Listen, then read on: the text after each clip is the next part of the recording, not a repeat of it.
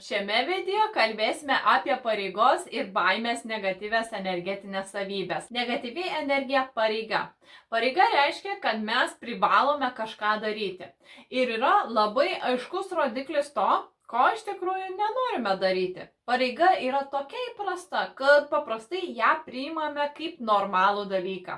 Visi mes privalome eiti į darbą, privalome aplankyti šeimą per Kalėdas arba privalome prižiūrėti anūkus. Vėlgi, jei sakome savo, kad privalome, vadinasi, iš tikrųjų to nenorime daryti. Mes tik įpareigojame save ir žinoma, pritraukiame į savo gyvenimą dar daugiau įsipareigojimų.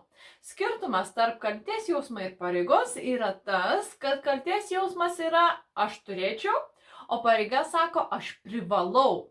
Bet ar iš tikrųjų privalai? Ar tu privalai daryti tai, ko nenori daryti? Dažnai atsakymas būna neigiamas, bet mes suvokiame, kad tai yra tai, ką aš tiesiog privalau daryti. Kartais mes sakome savo, kad privalome išplauti indus, susitvarkyti namus ir tik mes vieni galime tai padaryti. Bet iš tikrųjų šios pareigos niekas kitas neužkrovė mums ant pečių, o mes patys ją prisiėmėme.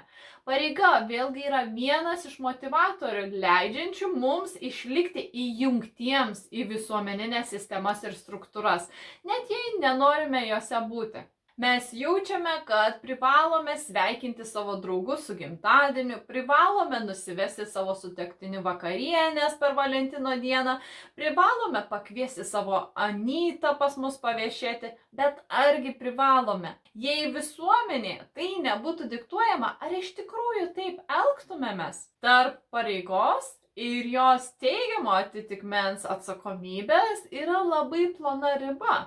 Lengva jos supainioti arba bandyti pareigą išspręsti neatsakingumu, o tai visuomet atima iš mūsų galią. Aplink save matome žmonės, kurie visą savaitę daro viską, ką privalo. Eina į darbą, verčia save būti tuo, ko jie nėra, o atėjus savaitgalį visiškai išprotėja ir elgiasi neatsakingai. Labai lengva supainioti pareigą ir atsakomybę. Atsakomybė tai atsakomybė už mūsų pasirinkimus, o pareiga tai darymas ką nors dėl kitų arba kitiems.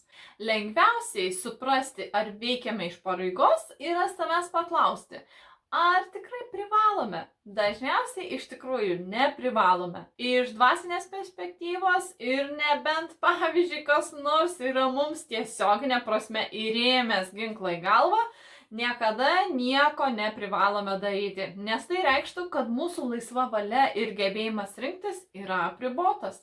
Visada galima rasti kūrybiškų sprendimų, kurie padeda išspręsti pareigą taip, kad ji būtų labai atsakinga. Kai kurie žmonės perkrūna save pareigomis ir tada jaučiasi išsekę arba nori pabėgti. Tai nėra atsakinga, nes taip ignoruojami mūsų pasirinkimų padariniai. Sprendimas staiga išeiti iš darbo arba pabėgti į meditacijos stovyklas, paliekant savo pareigas ant sutuoktinio pečių, sukurs tau dar daugiau bejėgiškumo.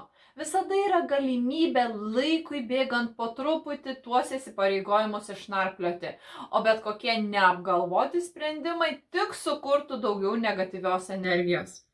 Negatyvi energija – baimė. Baimė kenkia mūsų instinktyviam žmogiškajam saugumo ir apsaugos poreikiui. Dauguma mūsų padarysime beveik viską, kad išvengtume baimės arba to, kas mūsų manimų yra pavojinga. Mes įsitraukiame į baimės negatyvią energiją, grasindami arba gąsdindami tiesiogiai arba netiesiogiai. Tačiau baimės negatyvi energija gali atrodyti ir daug švelnesnė. Pavyzdžiui, sakydami kam nors būk atsargus ar saugokis važiuojant namo arba išreikšdami susirūpinimą dėl tariamos rizikos, kurią prisiimame. Ar esi įsitikinęs, kad gali keliauti ten vienas? Šie nekalti susirūpinimą reiškiantis klausimai gali paskatinti kitą žmogų elgtis kitaip. Dabar mes energetiškai bendraujame su asmeniu, kuris labai gražiai išreiškia susirūpinimą mūsų saugumu.